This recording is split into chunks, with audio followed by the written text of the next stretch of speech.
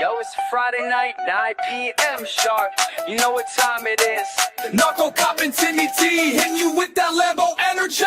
He's Mike by name, but the streets call NarcoCop. Used to bust dealers, now he's busting long shots. Retired badge, now he's bad with the bets. Octagon fiend, cashing slips, no regrets. Friday night fight, Seki poured on ice. Lambo Plays podcast, breaking down the price. Got parlays, KO, subs in round 3. Split decision magic, cash it like a G. Lambo Plays, it's a wild parade. Long shots flying, getting that paid. Tim with impressions, Narco's got the locks. Whisper bet of the week, gonna shock your socks. Lambo Plays, the odds go cray. Spin that wheel, it's a betting ballet. KO's a B, round 2 or 3. Hit that split, cashing big, LFG. Tim Troiano, lotion in hand. Tennis coach by day, fight fan of the land. Watching WMMA, yeah, you know the drill. Playing with himself, just joking, but still. Impressions fly, Katona in the house.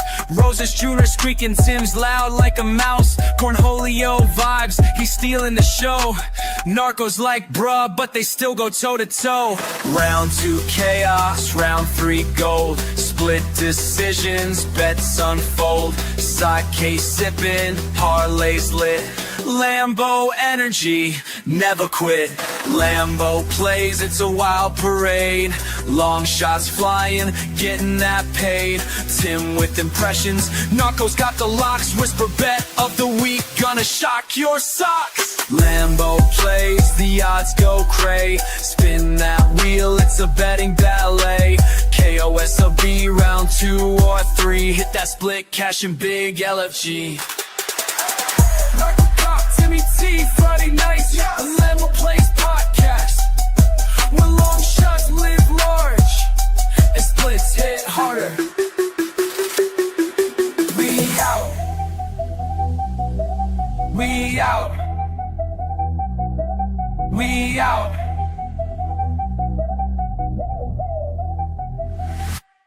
What's up, everybody, and welcome to NarcoCop MMA, and this is the Lambo Plays podcast, episode 176, UFC Baku. I am back, and along with my co-host, Timothy Troiano, I was out for a while, Vegas, Chicago, all types of places. Finally back, finally in the groove of things. Tim, we have a 13-fight card, a very early card. My time, it's going to be 6 a.m. I think you, 8 a.m.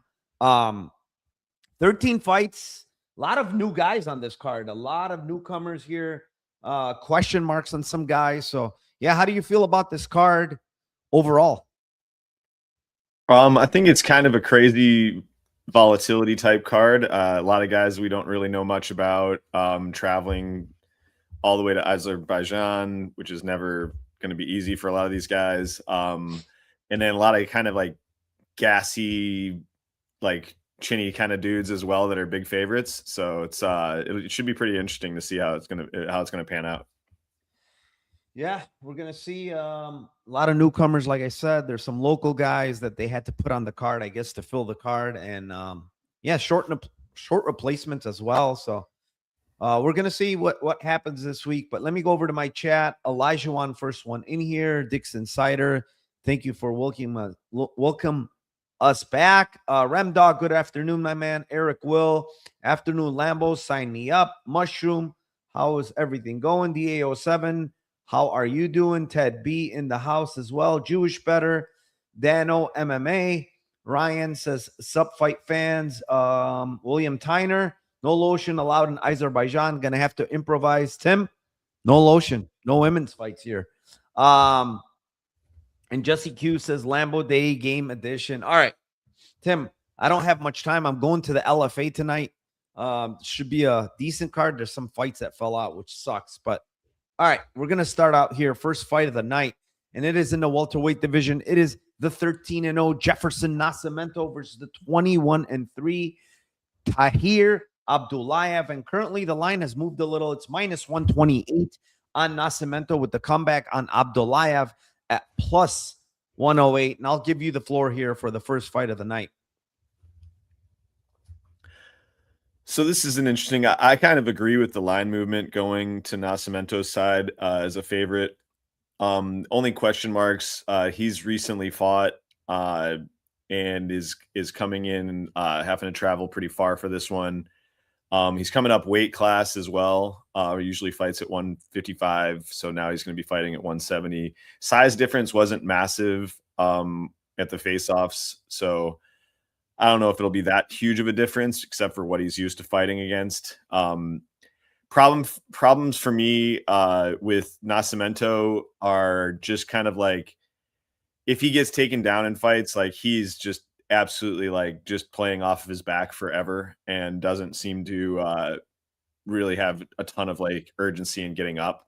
And in this fight, that could cost him. To hear from me, I didn't like what I saw on the tape from this guy a bunch. I thought he was fighting some kind of just average guys and seemed pretty gassy, seemed on the feet, just doesn't seem very comfortable. He wants to get the fight to the ground as quick as possible. So I don't know. I'm kind of going to go with Nascimento round 2, round 3, just from the Tahir gas issues that I saw. And if he can't get him down, I think it's possible that Nascimento could finish him on the feet. And Nascimento round 2 is plus 1,100. Round 3 is plus 1,600.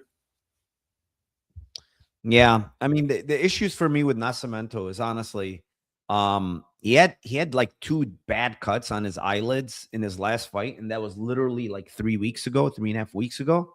I'm pretty sure those cuts are not healed. And he was in an actual war with that dude. And, you come back off a war like that, it was a 4-1 or 4, he got the finish in the 4th round, but it was an absolute war. And it was literally, a month ago. And I think it's like too quick of a turnaround. He's going up a weight class. He's got these cuts on his eyes that you don't know how they're going to affect him. And then on top of it, like you mentioned, like, you look at the fights where he gets taken down, and honestly, his physicality is not very good. He's not very physical. You saw it in the last fight against Morante where he got him down. Morante quickly got up. There was points where he was engaging in grappling and ended up on bottom in that fight. You see Yakhyaev, Basungur Yakhyaev get takedowns against him, before he gassed out. And to be honest, in both of those 2 last fights against Yakhyaev and Morante, if those are not 3-round fights, he probably loses both fights. But they happen to be 5-round fights, and he won those fights based on, later, just out cardioing this guys. Now, this guy Tahir, to me, is a gas job. I do think he's a gas job. He pushes kind of through the exhaustion, but definitely gas is very bad. The thing is, he's going to be much stronger, in my opinion, than Nascimento here in a clinch and stuff like that. And potentially could get takedowns here. And then once on top, I don't think Abdullayev is that very good on top, to be honest, whether it be ground and pound or submissions, but he's going to be a lot bigger and stronger, in my opinion. That's, he's the natural 70-pounder. Nascimento has fought at 70 before, but he's very, very undersized at 70, So I do think this Tahir guy's a fraud. Honestly, I think all the things that are going against Nascimento, coming back very quick, the cuts, having to travel, all these things are kind of against them. I kind of lean Abdullayev. I don't think he's going to finish Nascimento. I think Nascimento is very tough. But I'm going to go with decision at plus 310. He's the hometown guy. He could, if it's a close fight, I think it probably goes to Abdullayev. And to have top time and stuff, I think it's probably him here against Nascimento. So I'm going to go with plus 310, but I'm not very confident in this fight, honestly, because I do think Tahir is a fraud. I actually believe he's a fraud. I don't like his punches. I think he has good kicks, but I really don't like his hands at all. And Nascimento to me also has okay hands, but he's not great. Very hittable on the feet. He's not very impressive for a 13-0 guy. And you run this guy's tape, you'd think he'd look very good. I don't think this guy looks very good on tape, Jefferson Nascimento. So, yeah, I'm going to go with decision here, plus 310, and we will move on. Next fight, it is in the bantamweight division. It is the 12-3 Beksat Almakhan versus the 17-2 John Matsumoto. And currently this line's gone up to Matsumoto -160 and the comeback on Almakhan at +140. And this one here, I think it's a close fight. I think this is a close fight. Bestcat is going to have a speed advantage. He's going to be in and out a lot. He's a lot faster, you know, bigger cage. But Matsumoto is not going to give him real estate. You know, he's going to close the distance. He's going to get in there, and he's going to try to get off, you know, his punches, his kicks, maybe even mix in grappling. I'm not sure, you know, how much success he has with the grappling as far as holding down Bekzat. I think he can take him down. I don't know if he can hold him down. Bekzat does seem to slow down, honestly, in some of these fights I've watched in round 3. You know, he got clipped pretty bad in round 3 last fight, you know, almost got finished. But, you know, it's against a very good striker in Topuria who hits hard. Nurmagomedov fight, he kind of just laid there on his back in round 3, didn't do much. Even the Jan Faraz fight before that, he got kind of hurt in round 3 in that fight before he finished Faraz. So he's shown that he kind of gets tired in these fights, and Matsumoto will push a pace, man. And no doubt about that. You know, I had him as a huge underdog last fight against Basharat. And I was watching it back. I thought he won the fight. You know, a very, very close fight. Fine. But I thought he won the fight. You know, he put a pace on Basharat. He out-grappled Basharat. The problem with Nascimento or Matsumoto that I have is he always fights close. Whether you're good, whether you're bad, it seems to be a close fight all the time. And one, it's because he's very hittable on the feet. You know, he just kind of walks into the fire and gets hit quite a bit. And he's kind of a slow starter, I would say. I don't think he's necessarily slow, but I would say on the slower end, he kind of picks up the pace later. I'm going to go with a sneaky one here in Matsumoto KO at 12-1 and then KO 2-3 at 20-1. Hopefully he can put out a pace on Bekzat. If you ask me what I think happens, this fight goes to the decision at high clip. I just like the numbers. The numbers are very, very high on Matsumoto. And, you know, Bekzat, even in the Topuria fight, it wasn't really a high pace. Topuria is very low volume. He's looking for big shots. But John Matsumoto is going to push a pace on him. And I want to see how he reacts to this pace. So I'm going to keep going to the well with this Matsumoto guy with these late round finishes until it materializes. Similar to the Argueta one, you know, where he got him in round 2. But let's see what happens here. I'm going to go with these 2-3 props here on Matsumoto. Tim? Yeah, we see this one the same. I initially wrote down end split, but then I went with round 2, round 3, and then KO 2-3 for Matsumoto.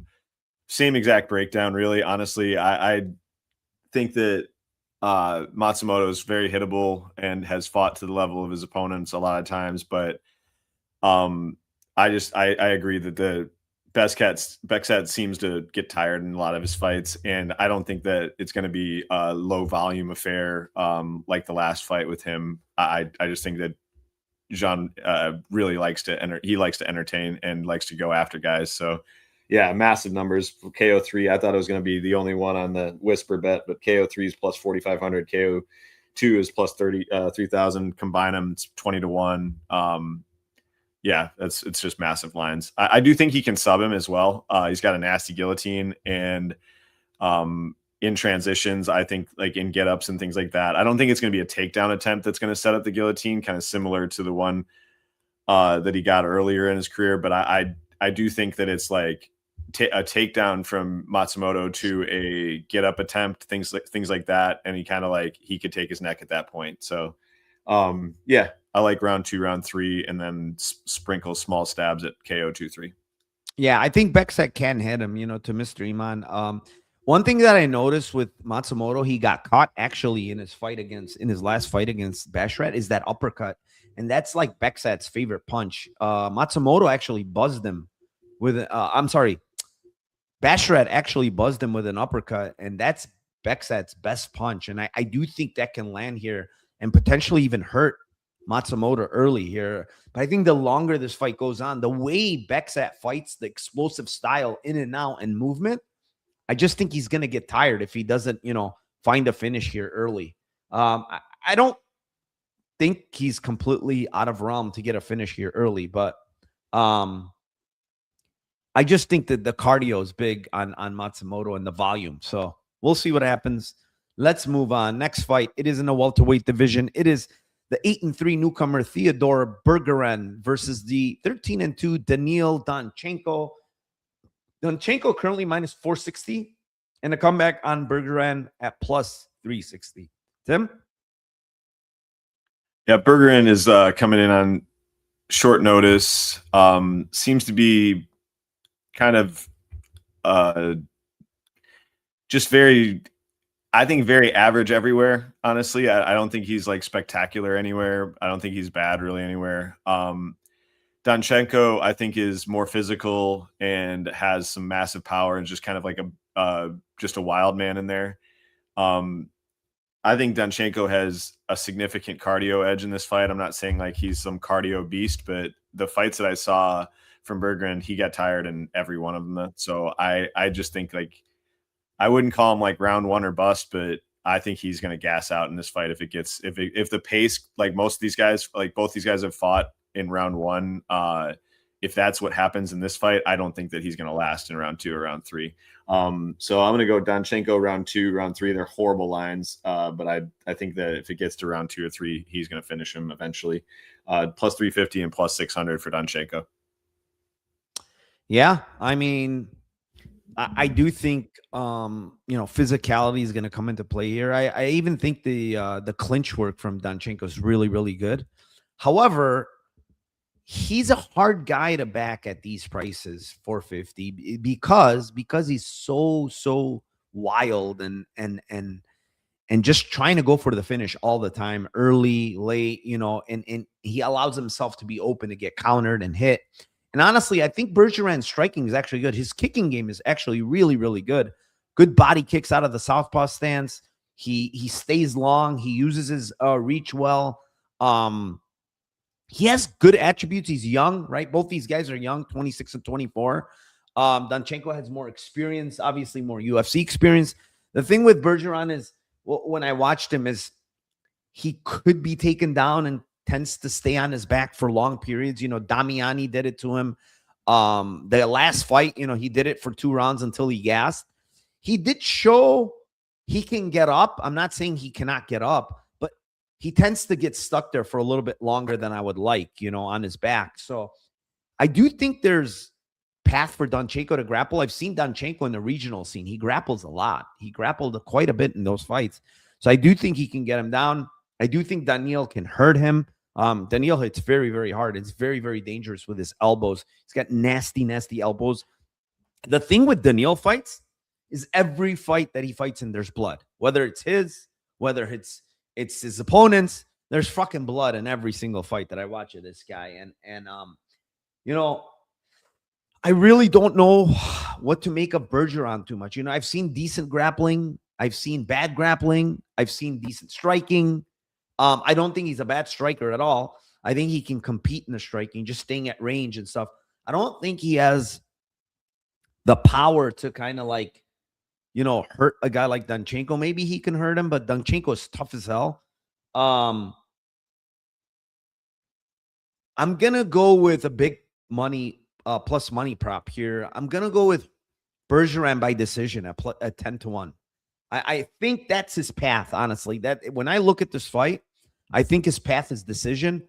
I think it's, kind of surviving the early storm from Donchenko and maybe kind of, just outpointing him at range. I think he has a little bit of a range advantage here against Donchenko, using his kicks and stuff. But at the end of the day, I think Donchenko wins this fight.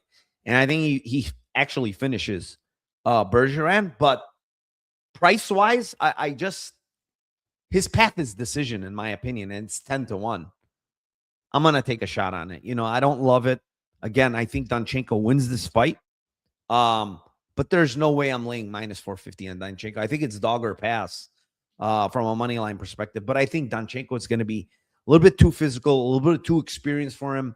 He's been in the UFC before. All these things are going to matter in this fight. And I think potentially probably gets a stoppage, maybe like you said, 2-3, Shout out to my guy, Dissection, another $69.99 dono. Appreciate you, my man. This is every week from this guy. Just donates. He does a lot in the Discord now. You know, he filled in for me with the live while I was gone. He plays those one parlays, those progressive parlays that he hit again this week. 2-tier. Just seems to hit it every freaking week. I didn't play it this week because I didn't see it and I was asleep. I woke up and I'm like, fuck, I didn't play it this week. I missed it. Did you play it, Tim? No, I was asleep as well. Yeah, I missed it. And yeah, I mean, they hit a 2-tier, which is always good, plus money. And all right, let's move on. Next fight, Tim. It is in a featherweight division. It is the 13-4-1 Khan Ofli versus the 23-5 Javier Reyes. Currently, Reyes minus 227 with the comeback on Ofli at plus 192. And I will kick this one off. Ofli should be Javier Reyes' last name because he's awful when I watch his tape. You know, I don't think this guy is good. I don't think he has good striking. I don't think he has good grappling. I think he's pretty chinny when he gets hit. You know, he gets dropped and hurt a lot in these fights. Many of these fights, he's getting rocked.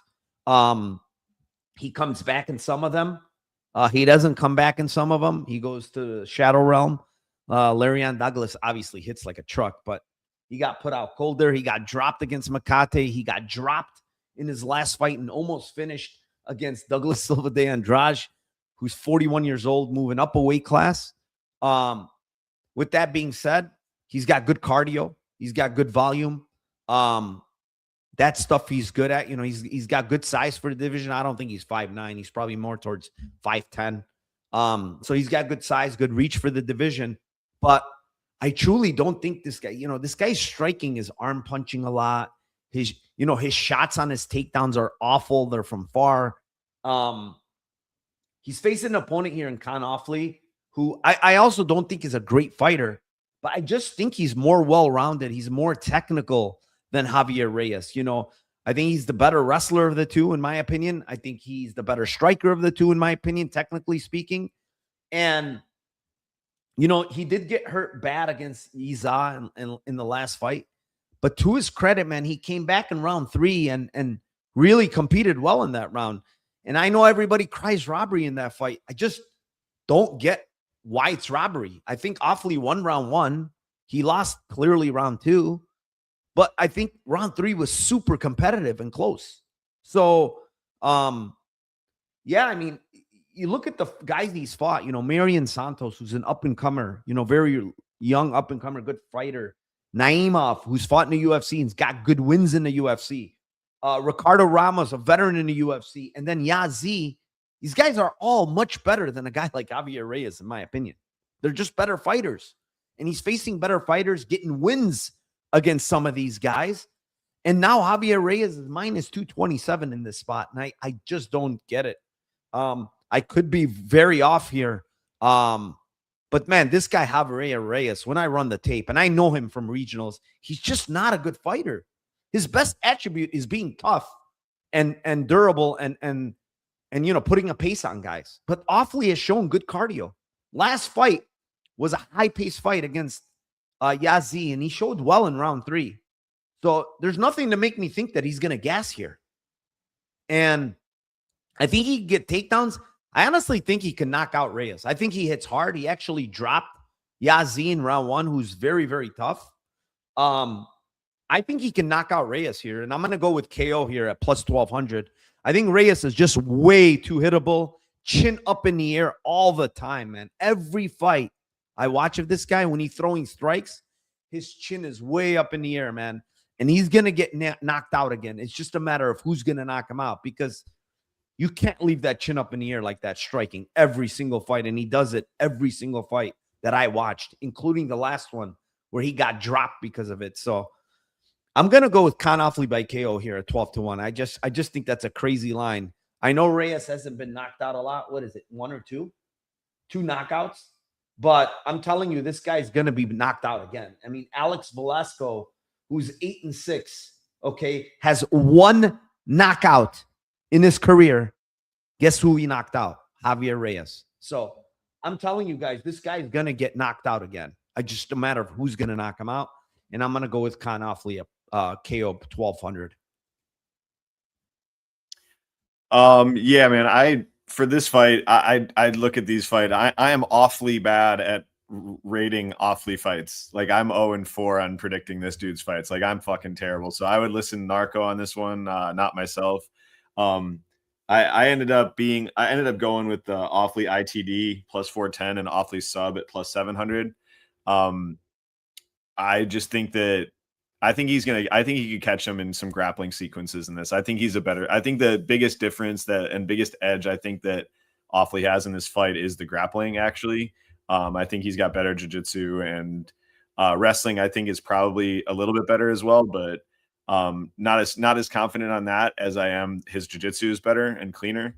I'm not going to spend too much on this one. I'm usually just dog shit at rating and like capping Ofli fights, and I agree with you that I don't think that Reyes is really deserving of the line, but I also think that he's just kind of like he's just got that weird style where he just survives in some of these fights and then just cooks guys. So that's been basically his game plan in most of his fights that he's winning is just survive and let them kind of death gas and then cook them. So I think that's possible that he could do that here, but I'm going to go with the ITD at plus 4-1 and the sub at 7-1 for Ofli.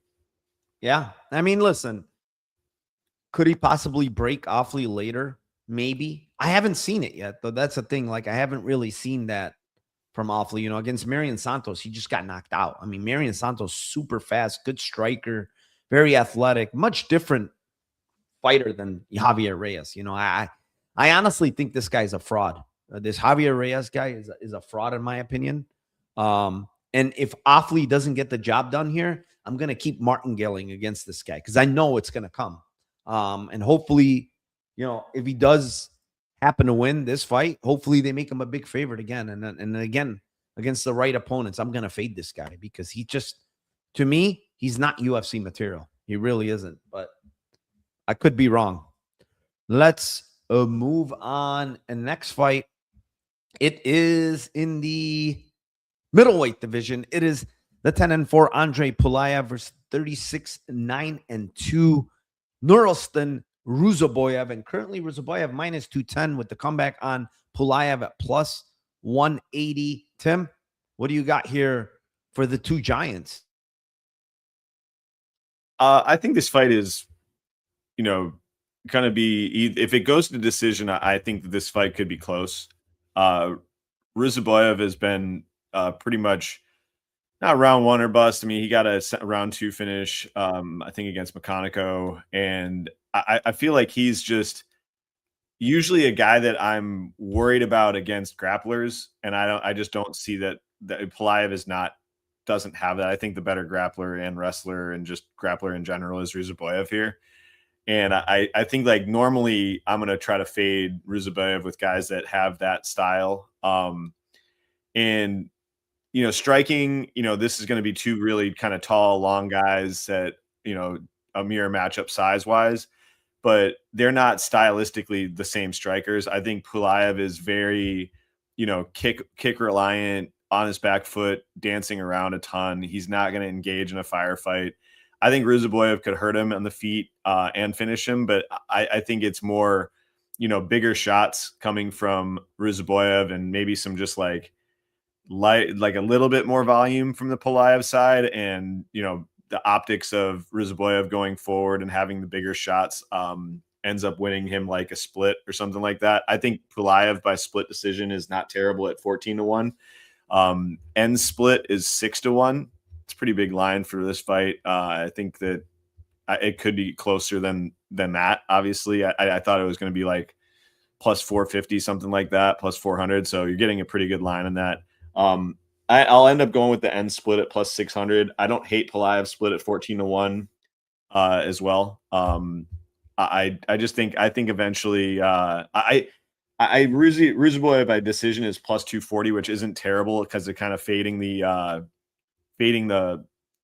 KO with him, which is the shortest line. I don't hate that either, but I'll go with the end split as my most confident play. Yeah, I mean, I was surprised to see Pulyaev is taller than Ruziboev at faceoffs, which, we hear it's a 6'4" to 6'5". I think Pulyaev might be 6'6", 6'7". He looks pretty damn fucking tall.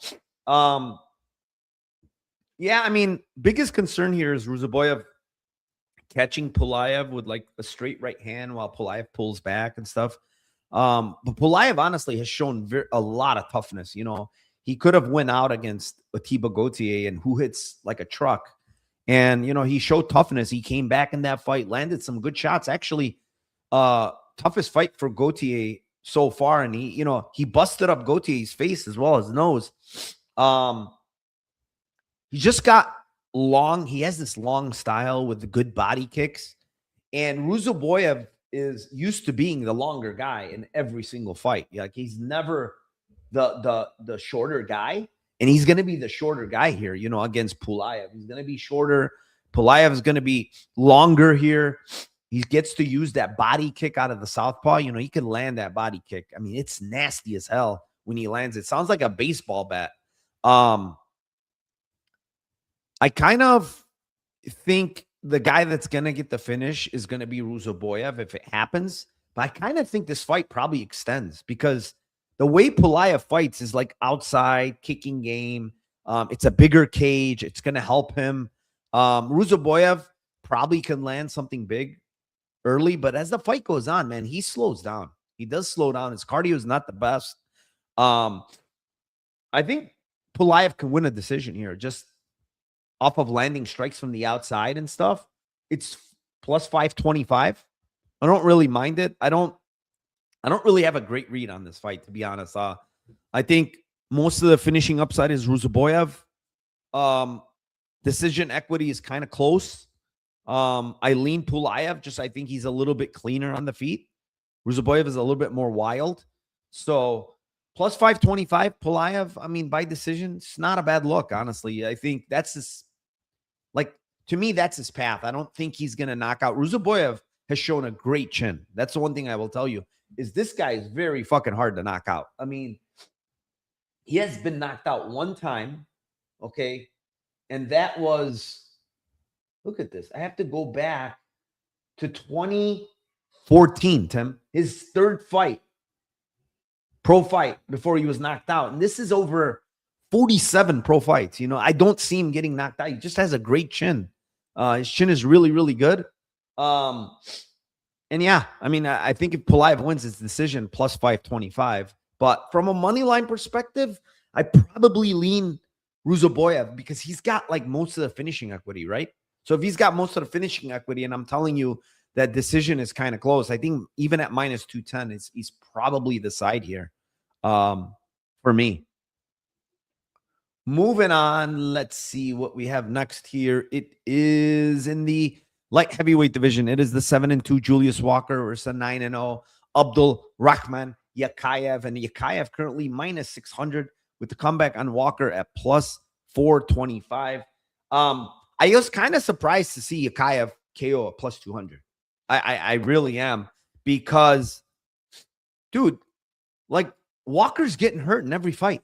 Like, I don't understand. Like, am I like not seeing this right? Or like, did he not get hurt very, very bad against Sikaria 2 fights ago? Did he not get hurt and knocked out against Justin Jacoby last fight? Alonzo Menefield rocked him. Like, Yakhyaev hits hard. Like, I know he's got a bunch of subs. I get it. I get that he has a bunch of subs. But this guy actually can crack. And he hurt Ribeiro before he subbed him, right? And he hurt Sikaria before he subbed him. So, yeah, it could be a club and sub, but 2-1 on KO against a guy like Walker, who honestly, his jiu-jitsu is not bad. That's why I don't think he's going to be easy to sub, and he's big, and he could grapple a little himself. I think the path here for Yakhyaev is clearly on the feet. He's much faster. He's a much technically better striker. Just stand on the feet and just KO this guy, right? Plus 200, Yakhyaev by KO for me here.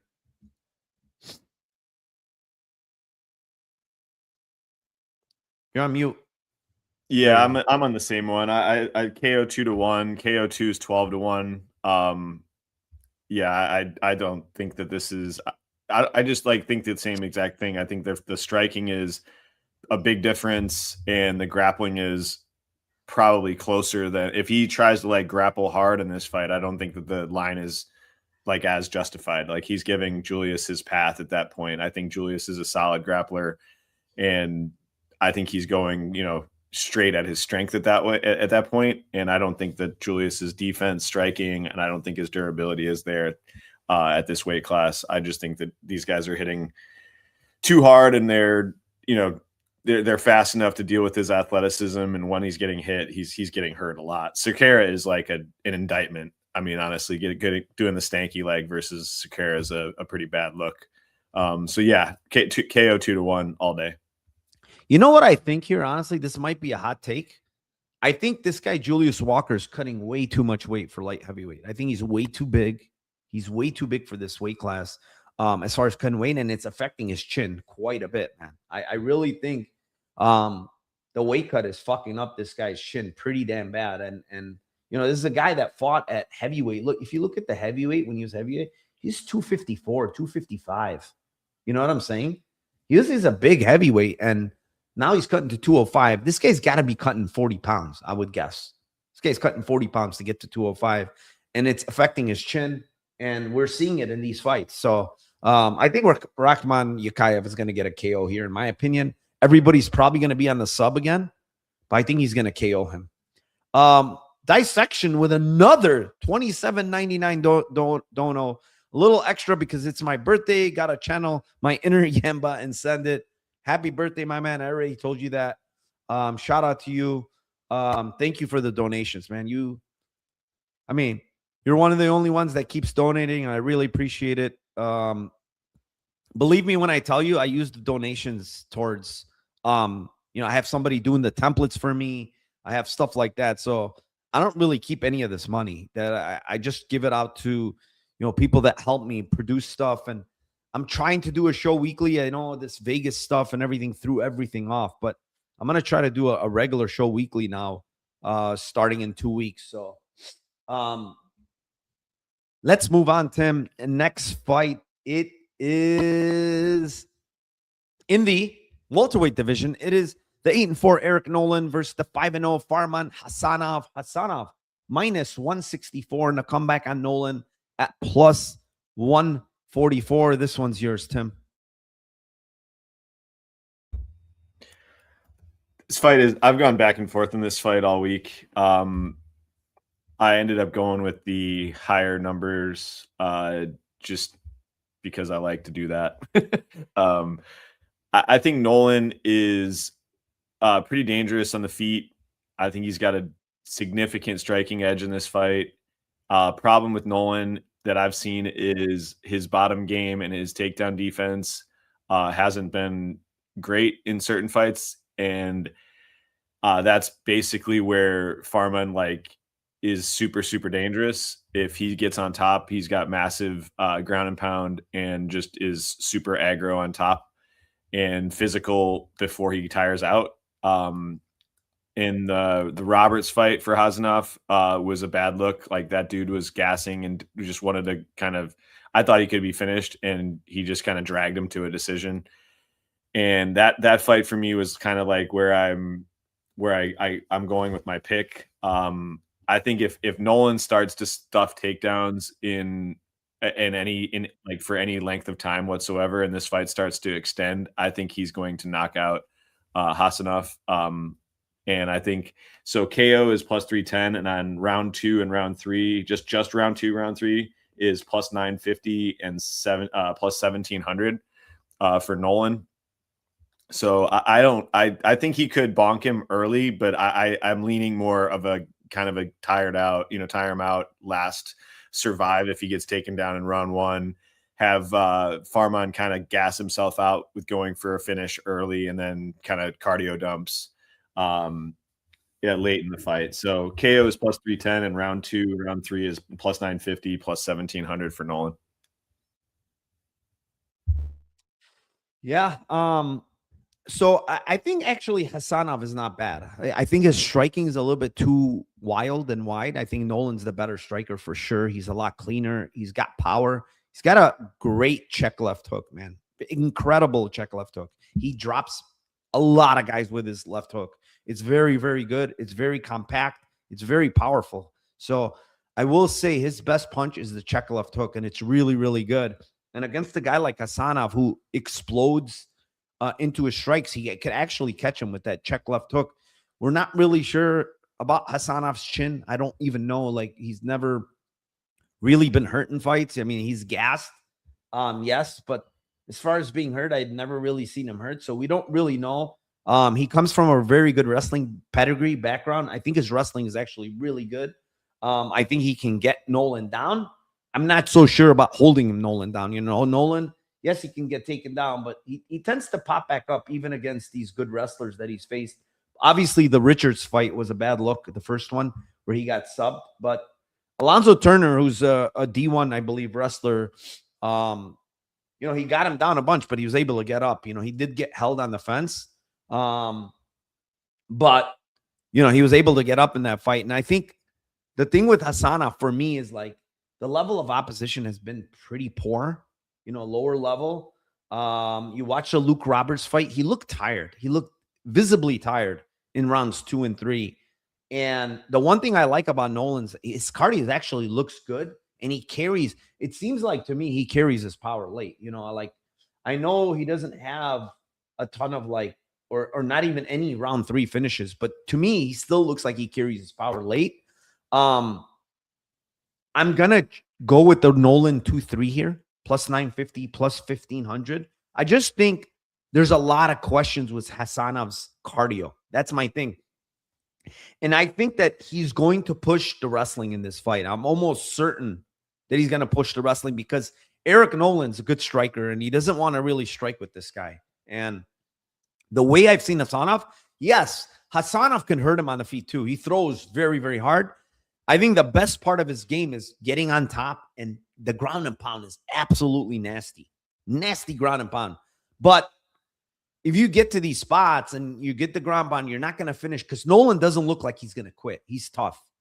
And you waste all this energy trying to finish Nolan and you don't, I think you might be in trouble in the later rounds, especially if you can't get takedowns, you know, fail at these takedowns. And that's the reason why I didn't go KO on 2 and 3 is because I've seen Nolan go for subs when guys are shooting on him. So if you got a tired guy shooting on you, he gets into a, you know, high elbow guillotine or something, like he might tap him. And I would be pissed off if I had KO 2-3 and he tapped him. So I'm going to go with 2-3 here on Nolan. I'm pretty convicted on this, honestly. If Hasanov doesn't finish early, I think he might get finished later, honestly, in this fight, because I've seen some holes in that cardio. I really have. And we'll see what happens here, but let's move on. Next fight. It is in the middleweight division. It is the 28-7-1 Abus Magomedov versus 22-9 Mikhail Oleksiejczuk. And Oleksiejczuk is minus 120 right now with the comeback on Abus at plus 100. So he's hit the plus 100 here. And the lines keeps moving towards Mikhail. I get it in one sense, but I don't get it in the other, because here's the thing with Mikhail, and I've been betting him quite often lately, and it's worked out for me. I think he's done really well. But look at the level of opponents, right? It's Marc-Andre Barriault, and it was an absolute war against Barriault. And I said in that fight, I said this line's too wide. I feel like the line is too wide on Mikhail, right? Then you look at the Meerschaert fight. He destroyed Meerschaert. I knew that. Meerschaert can't get takedowns. He's a bad, wrestler. On the feet, he's mincemeat against Mikhail, right? Then you look at Dumas. We already know the story with Dumas is he got finished, right? But he's never really faced a well-rounded fighter like Abus of late. Who's the best guy he's faced? Well-rounded as far as grappling and striking, which Abus has both of them. And you really can't get to one. Like, who is it? I don't know. Is it Caio, where he got subbed in round 2? That's probably the best one, yes. Right? And yeah. Caio. So, and he got subbed in round 2 there. So even though I think Mikhail's improved his grappling, he's improved his takedown defense. He's been at the Fighting Nerds for 18 months now, and you could clearly see it. He's improving. He's fighting smarter. He's doing better, and that's a testament of where he's training. Because before, he mentioned he didn't have a coach, he didn't have a gym. He was just like kind of freelancing, going everywhere. Right? He's dedicated more to the sport. I think he's improved quite a bit. He has a massive cardio edge, in my opinion. Even though Mikhail doesn't have the best cardio, Abus he gasses, man. In every single fight that extends, he gasses. And in the Ferreira fight, if he doesn't get that last-ditch takedown where he got Ferreira down, he might have been cooked, honestly. And Ferreira is known for a bad gas tank himself, So this is a very, very binary fight, in my opinion, kind of in the sense that early, I think Abus should have quite a bit of edge, especially in the grappling. Like his wrestling is actually really good. He has good grappling. I think Mikhail, obviously, that's his weakness. He could get takedowns. I don't think Mikhail is like making him like he's completely awful on the ground. I don't think that, honestly. And I think he's working on his jiu-jitsu a lot at the training nerds, the Fighting Nerds. So I do think Abus can get takedowns here. Probably even later, maybe land a blast double, stuff like that. He's probably live to sub Mikhail. And I think Mikhail is live to finish him later in this fight, second half of round 2, late round 3. But I'm going with, this fight can go multiple ways, but I'm going with Magomedov by decision at 8-1. I think he's going to use his range, use the ring, use his kicking game, right?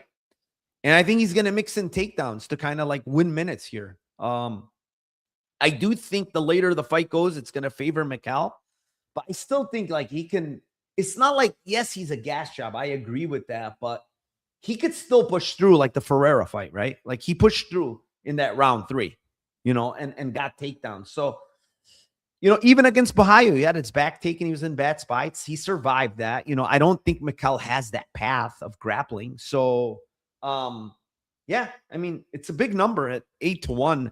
I think everybody kind of thinks this fight is Abus, finish sub most likely, or Mikhail finish later.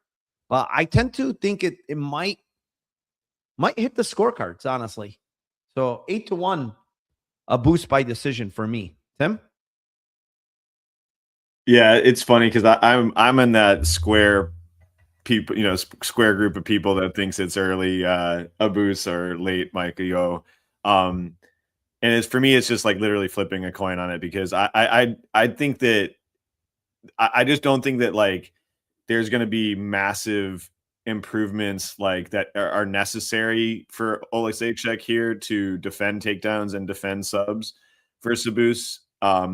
Abus got Pfeiffer down in round 1 easily and had like 3 minutes of control against him. And like Pfeiffer is just way, way, way more physical and way better jiu-jitsu than Oleksiejczuk. And then obviously he gassed.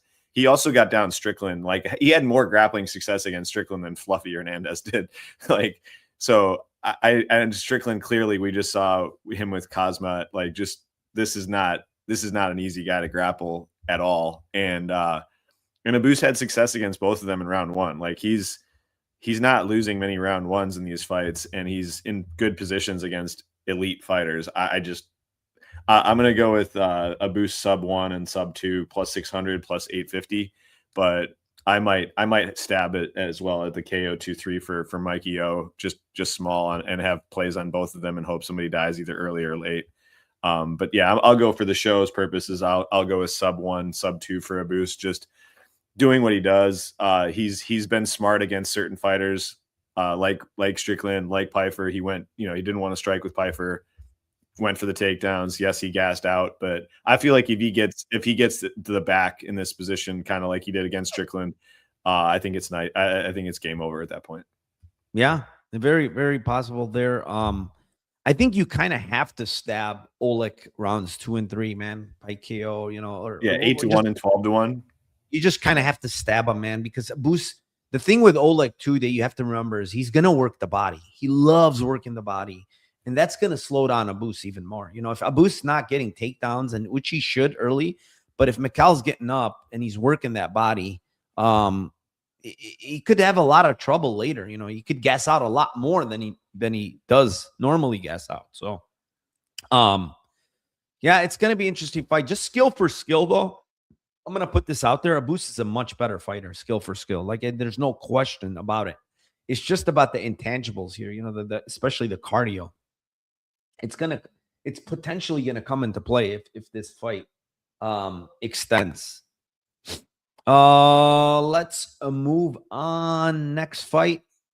It is in the middleweight division. It is the 15-3 Bruno Ferreira versus the 17-2 Ikram Aliskerov. Ikram minus 310, and the comeback on Bruno Ferreira at plus 260. Tim, this one's yours.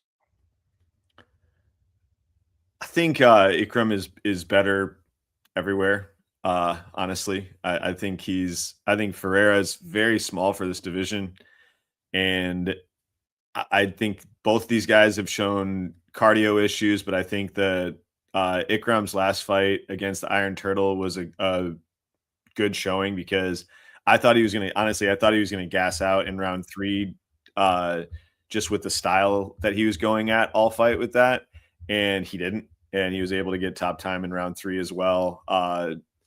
Jung Park is usually the guy cooking guys, and I was like, oh, this could get ugly. This could, I was trying to see if I wanted to bet him live at that point, and it was just like, I thought it was a good showing by Aliskerov in that fight. Ferreira, for me, I think is he's got really nasty power. That's clear as day. Against guys who are not really good grapplers, I think he can exploit them. He's not really bad anywhere, but I just feel like Ikram is better everywhere. I think he's a better, cleaner striker, more technical, longer, taller. I think both these guys are a little bit chinny, so that's a concern if you're on the Aliskerov side at this big of a line. But I kind of think that this fight is similar to the Abus fight, honestly, versus Ferreira. I feel like if Ikram goes to the grappling early, and I think he could sub Ferreira as plus 480 on the sub. Sub 2 is big. That's 16-1. Sub 3 is plus 3,000. I think if he grapples hard in this fight, I think if he takes him down and kind of I think he could wreck him on the ground eventually. Striking, I think if he strikes with him, I think he could beat him in a decision as well. I think he could even knock him out. So I think there's like more paths to victory for the Aliskerov side, but I'm gonna lean going for a sub and the late round subs. Yeah, I mean, honestly, I think this guy Aliskerov's chin is not very good. I'm being honest. Like, just looking at his reactions, like I get that he got knocked out early against Kamzat. That was a huge punch, and he just got iced. But the Whitaker shot, very, very weird reaction to a punch that didn't even look that hard, and Whitaker's not really known to be a knockout guy. Like, how many knockouts does Whitaker have in his career? 10. And if you go back, that was Whitaker's first knockout since 2017, and that last one was a head kick.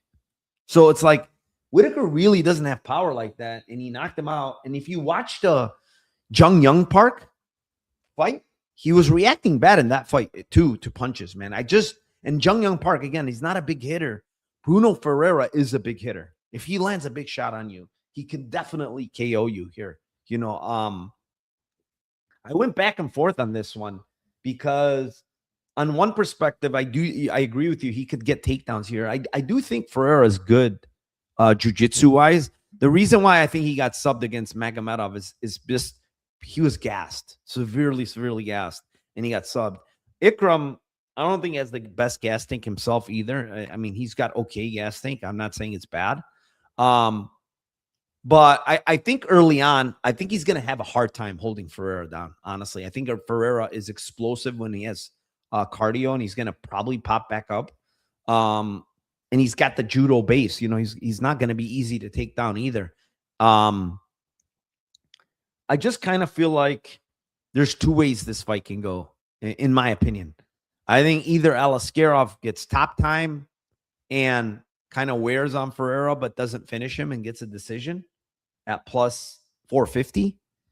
Or, and might be a hot take, that actually Bruno Ferreira just KOs him and lands a big shot at plus 550.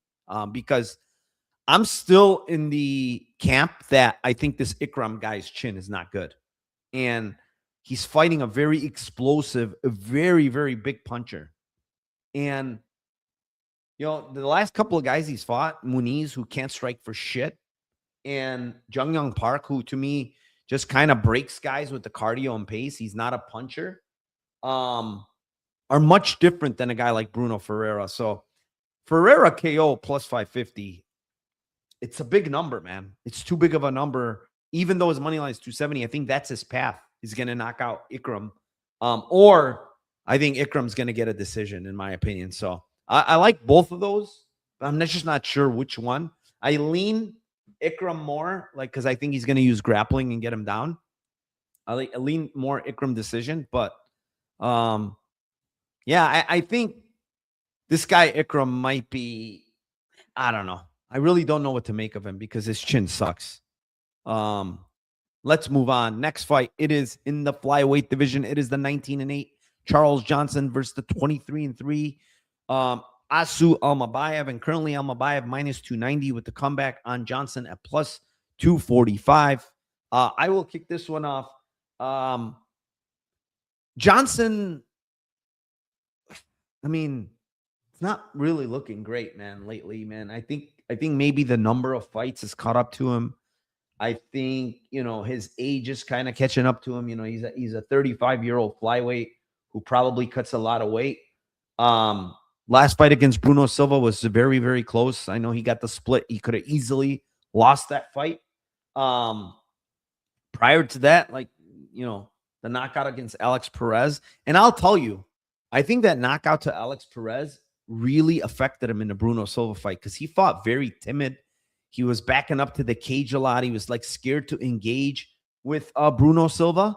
So I think that had a lot to do with that fight. He just did not look like himself in that fight. Normally he's on the front foot. He's kind of teeping, doing all that stuff, but he just didn't want to engage in the striking. He was shelling up a lot. He didn't look good at all, in my opinion. Now, if that's the same Johnson that comes in this fight, I think he's going to get wrecked by Asu. He cannot do that. But I do think Asu can get takedowns here, man. He's just a good wrestler. He's good to get to the back. We've seen Charles Johnson have a lot of trouble with guys that are getting to his back. I think Asu can get to the back. I don't know if he's going to be able to sub him because I do think Charles Johnson has good submission defense.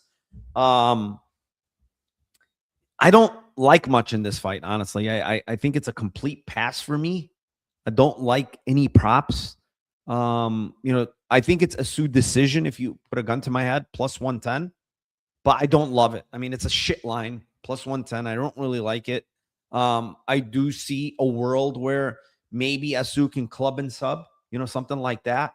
And I also could see a world where, Johnson maybe outpaces this guy, maybe makes him work a little bit more than he has to, because this guy has looked kind of fishy in some fights. If you look at the couple of fights, against Vergara, he didn't look great in that fight. Vergara kept getting up, making him work. He looked a bit tired in that fight. So there has been a little bit of sketchy moments, but I think his cardio is pretty good. So it should hold up here. Plus 110 decision, I guess. Asu for me is his cardio has been inconsistent. I think that he has slowed in a couple of fights that I saw, but I also seen him be totally fine in round 3 as well. So I'm going to go with the Asu by sub. You kind of hit it before when you said that Charles gives his back up when he tries to get up. He tries to get up a lot. He doesn't just lay on the ground. And I think that's kind of where Asu is very good, is in these he's one of these little small kind of scrambly dudes that is really kind of very good at adjusting his positions when you're trying to get up and taking your back. So I think he's going to be the first person to sub Charles, actually. So plus 410 on a Sue by sub is good for me. Yeah, I mean, it is possible. It is possible. But I'm going to fade it again and see what happens. All right. Next fight, it is in the lightweight division. It is the 10-3 Matheus Camilo versus the 11-2-1 Nazim Satakov. And this line's come down a little bit, but it's back up to minus 191, and the comeback on Camilo at plus 166, Tim. Interesting matchup here. Camilo, 25-year-old, fighting in the hometown of Nazim.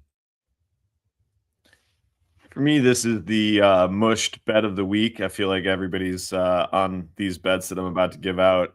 So this is going to be the Iwo Barneshki sub at 5-1 mush of the week bet. I just think that Camilo's a guy that has gassed in multiple fights. I feel like Nazim is a guy that takes damage, gets beat up, and then just continues through and eventually styles on you until he gets you. Nazim is, he seems to be, I'm not saying chinny, but like he gets hurt a lot. Like he gets hurt a lot, but he just fights through it.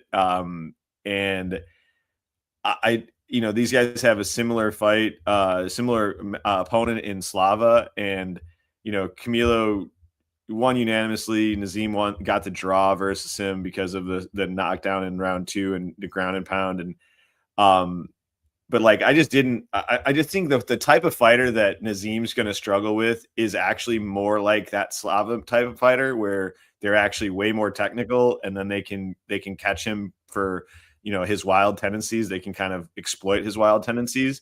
I don't think Camilo is that guy. I think Camilo is not really that technical. And, I also could see like Camilo in round 2 or 3, like either getting hurt or trying to grapple and then getting his neck taken in a guillotine or a front choke at some point, or a darce.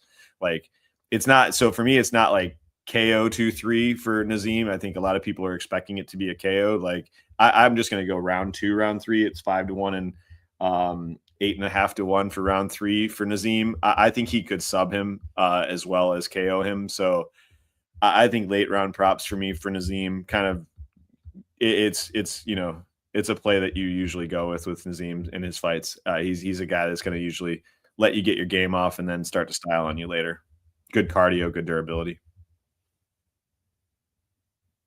Yeah, I mean, listen, would I be surprised if Camilo caught Nazim early and hurt him? Because Camilo does throw hard. He does have power. When he's fresh, he's good. He's explosive. He's young. He's 25. I think he's well-rounded, honestly. I think he has good jiu-jitsu, good wrestling, good striking. But I think he gasses a lot. He's got a bad gas tank, man. It's just is what it is. He's got good leg kicks as well. He's got very good, strong leg kicks. But Nazim is going to be southpaw, so it kind of takes away the calf kick there. And Nazim has very, very good body kicks, man. Very good kicks up top and to the body out of the southpaw. And I think if he lands those body kicks, they're going to zap Camilo for sure. Nazim goes to the body as well, which is really good. I just feel like, Camilo is a good fighter. I'm not going to take anything away from him. I just think the one thing that he lacks is cardio. And I think he kind of adrenaline dumps more than like cardio in multiple fights, man. Many of these fights, he's getting tired in round 3. Even the one against Dorian Ramos, he looked gassed to shit in that fight. And, Dorian Ramos was kind of putting it on him. And then he found this armbar off his back, so, could it happen? Sure. But Nazim has shown he could defend subs pretty well. I think it's 2-3 as well, man. It's 600 actually in 1050, or even 1100 if you have Hard Rock, but it's 600 and 1050 on Rivers. I honestly think it could be sub 2-3, like you said, where just Camilo just gassed the shit. And even though Camilo got his black belt, like you could see all of these submissions is him just kind of being tired and getting subbed. So I could see him getting sub 2-3, and it's huge numbers there. So I'm going 2-3 Satakov here. I think it's a bad matchup. I think this is the type of guy, Camilo, going into the hometown of Nazim, where that could also affect us mentally. He's a young guy. I do think he's probably going to be improving, but yeah, I mean, I think this is a good fight for Nazim as far as, if this fight ends up prolonging, Camilo's going to be in trouble, in my opinion. So give me the 2-3 here on Satakov and sprinkle of 2-3 sub, actually. Moving on, co-main event. It is in the middleweight division. It is the 32-14 Michel Pereira versus the 16-1 Shara Magomedov. And currently Magomedov is minus 400 with the comeback of plus 300 on Michel Pereira.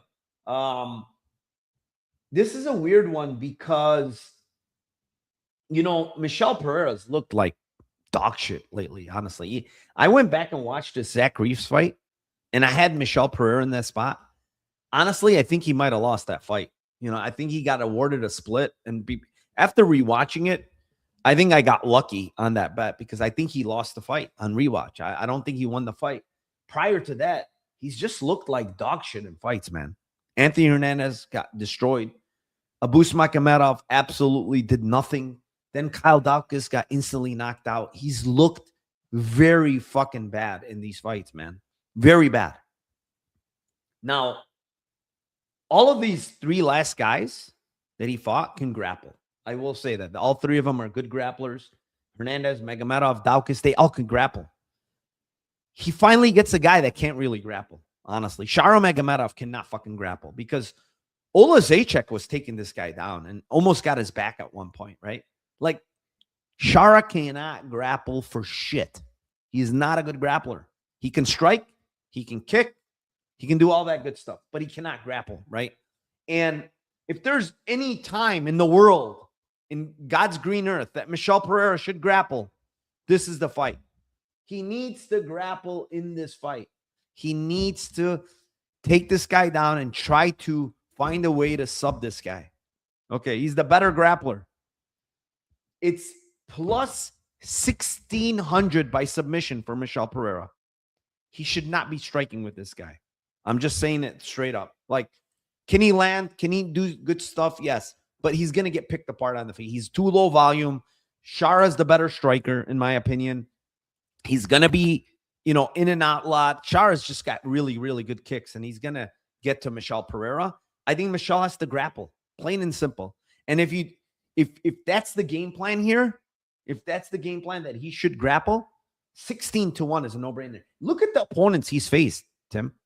Marc-Andre Barrio, Michael Page, Armen Petrosyan, Mikhail Oleksiejczuk, Antonio Tricoli.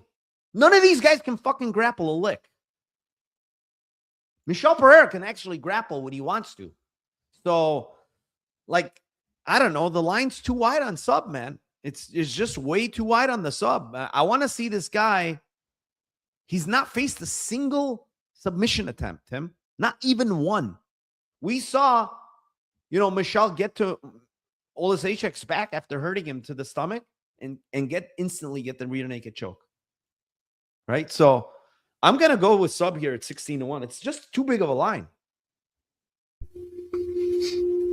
I feel like it's his money line, honestly. I feel like I don't think he's going to win a striking battle. I don't think he's going to knock him out. I don't think he's going to win a decision by top timing him.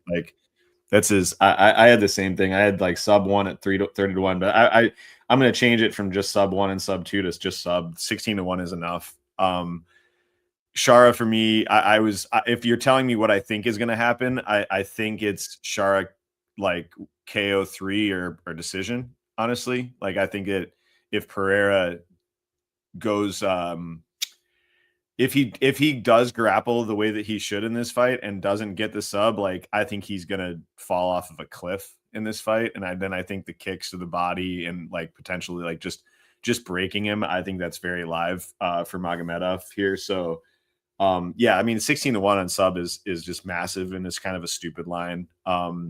He sub Pereira as well pretty easily. Not saying that's really a huge accomplishment, but yeah, lean on round 3 and decision for Shara if you're saying like what do I actually think is going to happen, but from a Lambo perspective, I think it's got to be Pereira sub. Yeah, I mean, look at these guys taking him down. Bruno Silva, the ghost of Bruno Silva, 3 takedowns. Fucking Marc-Andre Barrio, who I don't think get any takedowns in any fights, had 2 takedowns. Let me see. Marc-Andre Barrio has 2 takedowns against him. Prior to that, you'd have to go to the Pichota fight where he got 1 takedown. This guy doesn't take anybody down, Marc-Andre Barrio. You know what I'm saying? And it's like Mikhail Oleksiejczuk, 3 fucking takedowns against this guy is just mind-boggling. You know, like Pereira's got to grapple. Like, what the fuck are we doing here? Like, you got to, he has 8 subs. He's a black belt in jiu-jitsu. You got to grapple here. Like, if you gas, you gas. Well, you can't stay on the feet. He's going to pick you apart. It's a better striker than you know? So, yeah, just crazy if he doesn't grapple here, but he might not because he's an idiot too. So, anyways, we got 380 live viewers. I appreciate each and every one of you. Please like, subscribe, put the notifications on once you subscribe so you know when we go live here. I appreciate all of you for supporting the channel. My Discord link is down below. I'm at about 60 units, plus 60 units this year on all combat sports. BKFC, I gave out BKFC progressive parlay. I didn't like anything this week as far as a money line from BKFC. It was kind of a tough card. Yeah, links are down below. The free access part of it is just for the free portion. You don't get my plays, but the Discord's $25 a month if you want. Link is down below. With that being said, let's move on. Main event of the night. I'm not going to keep going. It is in the lightweight division. It is the 17-3 Manuel Torres versus the 13-5 Rafael Fiziev, and currently it's minus 110 apiece. Torres has been taking some money here. Tim, what do you got here? I like Fiziev in this fight. I am a little concerned, obviously, since his knee injury. He doesn't seem to be the same type of he doesn't seem to have the same explosiveness. He doesn't seem to have the same type of like defense that he did pre-injury. Torres is a fucking beast for 4 minutes. Like, there's no doubt he's gonna come straight at him. You don't get a nickname El Loco if you fight like a pussy. And this dude goes straight at guys. I'm also not like, the guys that he's knocking out aren't that, it's not that impressive when you're looking at it from like a, macro standpoint. You're going, okay, this guy's knocking out Grant Dawson. So what? Drew Dober seemed to be, his chin is the only one that has a really good chin. Moda was nasty, but Moda's been knocked out before as well. That was a nasty elbow. So yeah, I don't think that this guy's like, oh, this is, Fiziev, I think, can take those shots. Fiziev has been knocked out before, but he took massive shots from Rufi before he got knocked out, and it wasn't one shot. So I think he can survive the storm. I think he also, versus a similar opponent in Bahamundez, you just see Bahamundez looks like, prime Floyd Mayweather against Torres, just absolutely lighting him up. And against Fiziev, he just could not get into range and was just getting his ass kicked versus Fiziev for pretty much the whole fight. And I just think that that's pretty much what you're going to get here. I think it's going to be some kicks and Torres coming into range and then getting countered a bunch in this fight. So Fiziev, my prediction would be Fiziev KO2, but I think he could finish him late in round 1 as well. Round 2 is plus 1,000. Round 3 is plus 1,300. I'll take a stab too at small at the KO1 at plus 650, but I think it's 1, 2, or 3 for Fiziev. Yeah, I mean, this is going to be, it's one of those things like Torres, he just doesn't get out of round 1 a lot, man. Like, it's just every single fight. It's kind of amazing that you can go I mean, back. he was tired in Bahamunda's fight, wasn't he? In round one, like once he wasn't getting his game off of, like he looked tired there too. Yeah, I mean, Bahamunda's kind of picked him apart, hurt him multiple times in that fight, dropped him, and you know, Bahamunda's is long. I think he's a different striker than Fiziev, right? It's completely different. I would compare Fiziev more to like I don't know, probably a Dober, but he's obviously more kick heavy and much better striker overall. But I would compare him a little bit more to Dober, but he's a lot more defensively responsible than a guy like Dober. Torres is dangerous early, man. There's no doubt. Like anybody that's betting Fiziev is banking on, having their asses clinched early because Torres is gonna fucking throw. He's very, very long. He's very big for the division. I don't know if that 5'10" is even right, man. It's gotta be like 6 foot, right? 6'1". And he's got a long ass reach, man. I don't even think 73 inches is right, to be honest. I think it's a lot longer, or he fights longer at least. But Torres is getting hurt in a lot of these fights. I mean, Mota buzzed him. Duncan hurt him bad. Even Grant Dawson, honestly, when you watch back that last fight, he was landing on him. I don't know if you went back and watched it. I know Grant Dawson's not a big hitter or anything, but he landed some good shots on Torres early on. The thing is, Fiziev has got to be smart. He's got to be smart. He's got to chop the legs. He's got to use his kicking game. He's got to stay away from the big hands of Torres. He's got to be smart about engaging. I don't think he looked bad against Rufi up until the end of round one. He got buzzed at the end of round one, and it completely changed the fight, in my opinion. But he was looking good. He's backing up Rufi. He was landing some good shots on him, landing good kicks on him. He looked actually really good prior to getting buzzed in that fight, in my opinion. But Rufi's a much better technical striker than Torres. He's much faster. He's more of a technician. He's more of a good counter puncher. Torres is more of a guy that will go first. He's going to go first and try to get you out of there. I mean, I kind of have to play these KO props on Fiziev, 2, 3, 4. I even went to 4 just in case. But 2 is 1,000, 3 is 1,400, and 4 is 2,800. I guess if it could get to 4, it could get to 5. But I think it's going to end. This fight should end early. Probably round 2, maybe round 1 even. It's possible with Torres knocking him out or Fiziev maybe catching him. But I think it's 2, 3, 4 for Fiziev at these bigger numbers. And I'm not even going to go sub. I just think it's going to be KO. I don't think he's going to mess around with grappling. And maybe he could. I don't know. But from what I've read about Torres and how strong he is, and Grant Dawson talking about how strong this guy was in the clinch, that he didn't want to engage in grappling because of that, I don't really see Fiziev getting success there, honestly, against him. So I'm going with KO 2, 3, 4. Fiziev. I think just from a lot of perspectives in this fight, it's like at Pick'em, right? At Pick'em, you're literally basically betting Torres KO1 for the most part. That's just how he wins.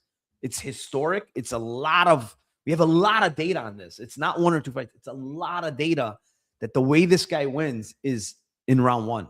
When it goes outside of round 1, he loses. So it's like, how hard is it to bet a minus 110 against a guy like Fiziev, who has a lot of experience? He can go longer. He's better cardio, you name it, right? More tested at Pick'em. I think you have to bet Fiziev here, blindly, to be honest. You got to blind bet Fiziev here against a guy like Torres. So, yeah, I think that's it. Now it's Lambo parlay time. I'm running short on time because I got to get ready for LFA. I'm going to give mine out. Mine it's a little weird because I did mention that I like Magomedov by decision, but in my Lambo parlay, I'm going Satakov 2-3 with Oleksiejczuk 2-3. I think both these guys have a big cardio edge in both their respective fights, and I think if the fights go long, I think they both could get finishes here later. You're gonna get 44-1 up to 90 something to 1. So I'm going 2-3 there. And I have one more actually. My other one is Ikram Aliskerov by points, Yakhyaev by KO, Tahir Abdullayev by points, 64-1. Tim?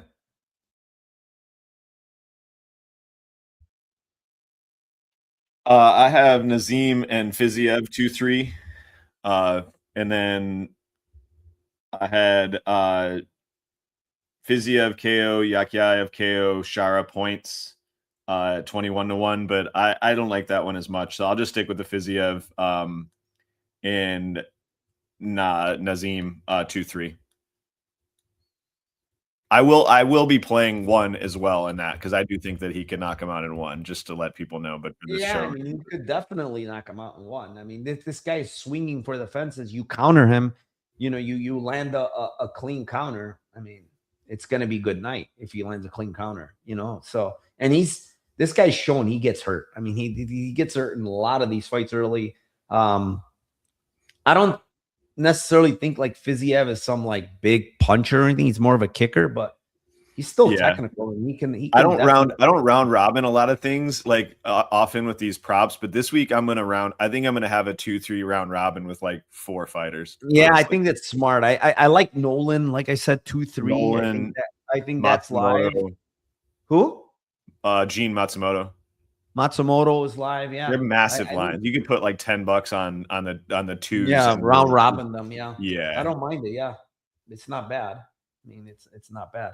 But that's it. Yeah, thank you to everybody for being here. 409 live viewers. I appreciate you all. Thank you very, very much to all of you. I like the support. Support my man here, Timothy Troiano on X. Tim, you got anything else before we get out of here? No, sir. Thanks to all of you guys again, and appreciate you as always, Narco. I'll be back live tomorrow in Discord to do the live betting for UFC Baku, 6 o'clock in the morning, my time. So that's doable. Yeah, I appreciate everybody. Good luck tomorrow on the card, and let's cash those tickets for UFC Baku.